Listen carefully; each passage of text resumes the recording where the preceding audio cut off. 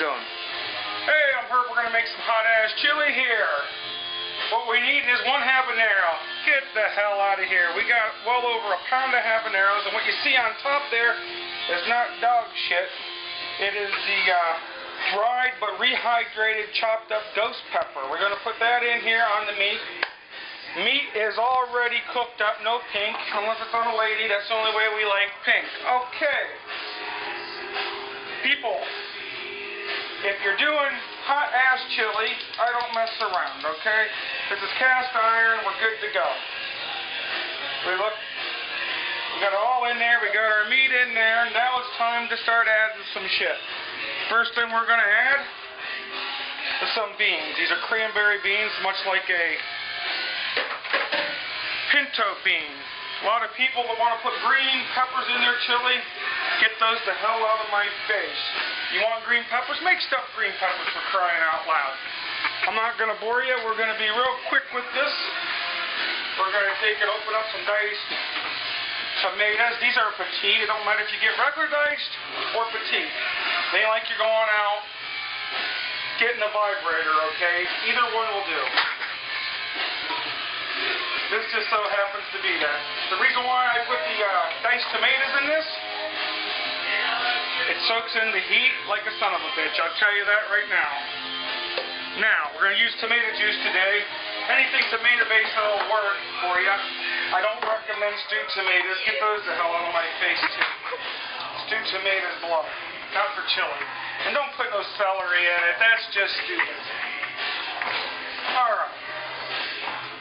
We got this bitch opened here. We're going to put that in there. Okay. Putting these in, you don't have to put them in any particular order. It doesn't really matter.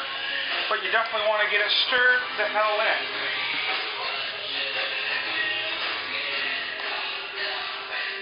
You want sugar in your chili to kill the acid in the tomato. You don't want a tomatoey taste in chili. That just wouldn't be all that happening, alright? So we're going to get this bitch stirred in. Notice I got cast iron. If you got a cast iron Dutch oven, you're good to go. But you don't need to have one. If you got one that's porcelain, well then you could go and mess the whole shit up, because you know the whole purpose of cast iron is to get the flavor from the cast iron. If you have a porcelain-based one on the inside, sorry buddy, you're not getting any extra flavor from it. Now you might think, well, these aren't the real habaneros that are hot. Oh yeah, I don't mess around.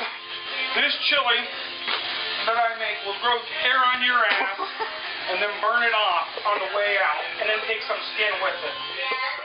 Now, we got garlic. I'm going to have to add some more tomato stuff in there, but it's a little dry. But let's get the garlic. A lot of people say, well, garlic's garlic. That's like going to the store and getting a vibrator's a vibrator. You know, you ask your old lady. She's going to tell you, a vibrator ain't a vibrator. And don't get that jarred shit, because you lose a lot of flavor in that. So, this is a garlic twister. We twist this bitch up like that. Get it all in there, every last bit of it. I recommend a garlic press, but they're harder as a bitch to clean. These are easier to clean, so don't really matter. This one here works really well. It cost me $13 fucking dollars. Grind her up here. Put it all in there. I've been making this shit for a long time, so I know what I'm talking about. I measure nothing out. Any good pepperhead will know you don't measure anything out. Hot peppers are going to give you a different heat level, different taste. It's all about the taste. It has nothing to do, the heat level is the bonus. If you can get the heat with the taste, you're good to go. You know what I'm saying? That's all there is to it.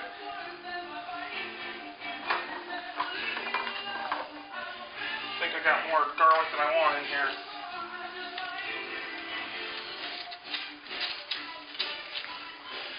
Okay, so that's enough garlic for the time being. Probably how long I'll put it in. This right here, this bad boy's called Pure Cap. Love this shit. Gotta add a little more heat to that. dab will do ya. So I put a couple dropperfuls in here. It's all about the taste. If it don't taste good, you don't want to eat it.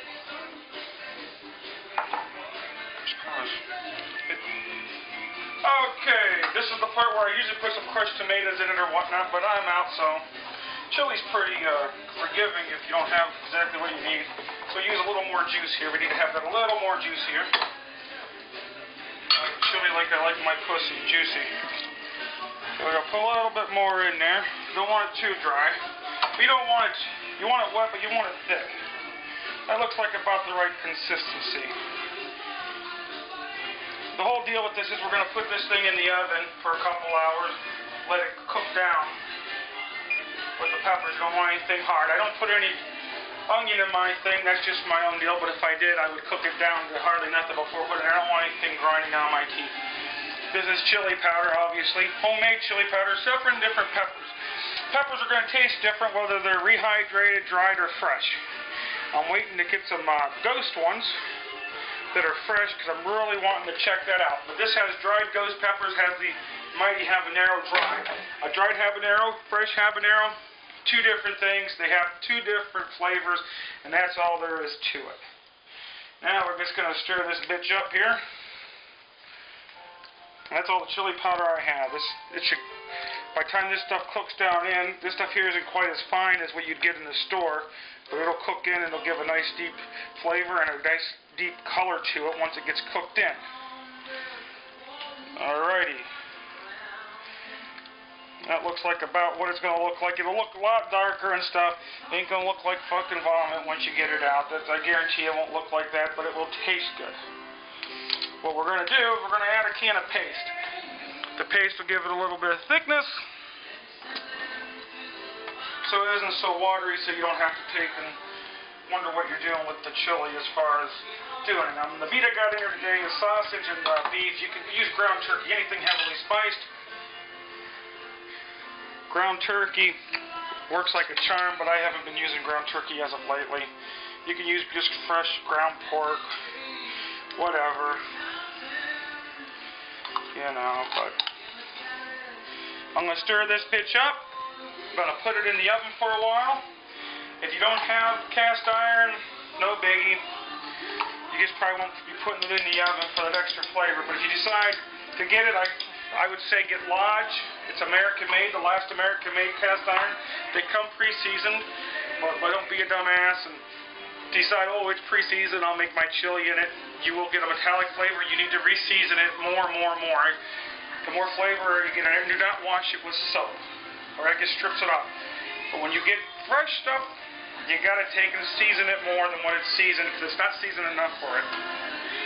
So my name's Herb. This is Hot Ass Chili, made right.